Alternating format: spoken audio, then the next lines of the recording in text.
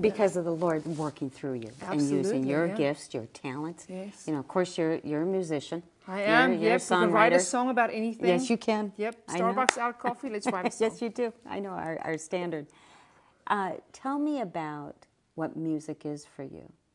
I mean, you know, it's funny when it tends to be when you share your gifts that come so effortlessly that one's blessed with.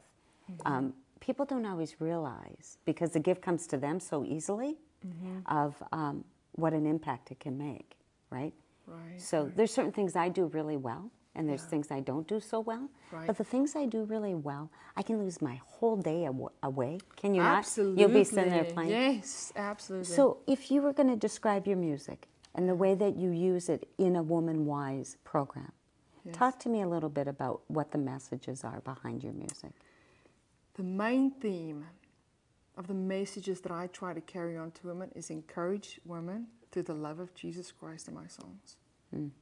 By sharing my experiences of actual real life events that I've been through, and to show them that no matter how broken or messy you are, it's okay. Because you can be loved right where you are. And I can absolutely get lost in songwriting and singing to women, but I'm just as powerful as ministering to them and talking to them about that. So the combination of the songs, the ministry, the music, all goes together beautifully. And it lives in my soul. Well, you also make me laugh a little, so you're pretty good at that too. Make you laugh what I do, make you laugh about me. Well, oh, good heavens. You know, when you're up there, and you know probably what is best is when you're, you know how when you make a little bit of fun of yourself, of your shortcomings? All right. But I'm so Presbyterian, so you have to know Frozen Chosen. Let's just start with that. Well, that's one. But the second is that you tell a story about when you're sitting in, everybody gets their own space, you know, when you go to church every Sunday, there's that same pew you sit in. Okay.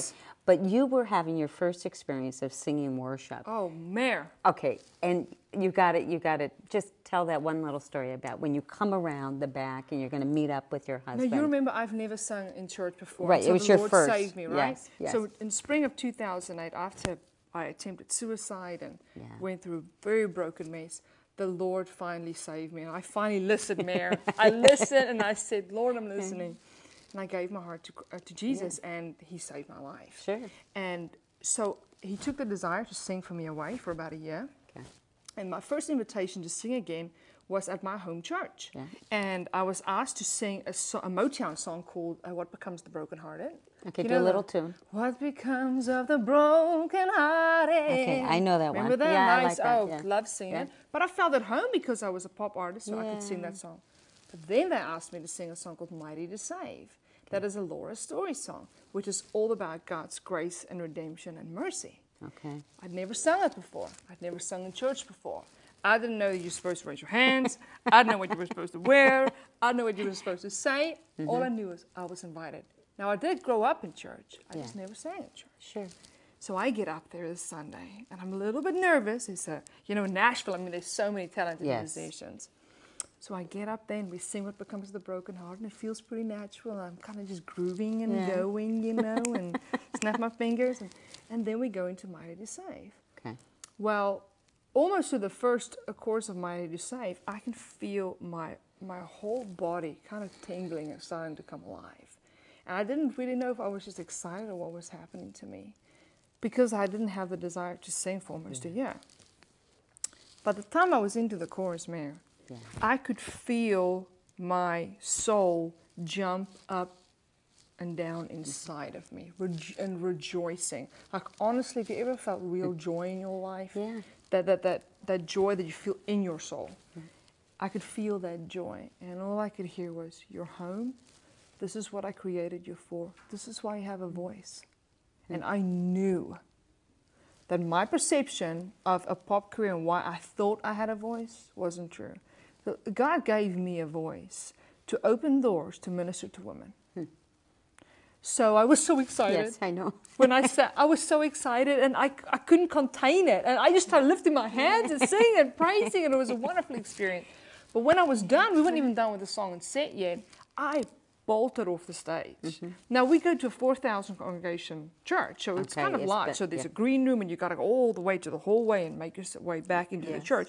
And then, of course, we still sit in the same seats that we sat in. This is the first day that we came there and, hopefully no one sits in my seat next Sunday, but I'll be in my Don't know, seat. yes. Yeah. Anyway, so I had to find my husband, Bill. And I ran through the hallway, through the green room, found him, and I sat down, and they were still busy, and I said, babe, oh my gosh, that's the best gig I've done in my life. And he just said, shh, we call it worship. Yeah, it's not a gig. It's not a gig. I'm like, the what? He said, we call this worship, Ilonka. And I'm like, oh, but it was the best thing I've ever done in my life. And that day, I made a promise right there in that pew. I said, Lord, never again in my life will I sing, speak, write another song if it's not for the glory of you, Jesus. That's it. I'm sold. This is what I'm going to do. But Mary, I got to tell you, I got worship wrong. I got stories in the Bible wrong. The Lord must have had a great sense of humor with me to kind of just go with me and teach me along the way. Well, we're grateful you're with us. Oh, we I'm are. so blessed to be with you. Now, if you'd like to come on out and see Ilonka, we would love you to join with your girlfriends and come out for the next WomanWise. We'd love to see you there. You will be inspired. Absolutely inspired. Thank you, dear. Thank you, very much. Mare. Thanks, hon.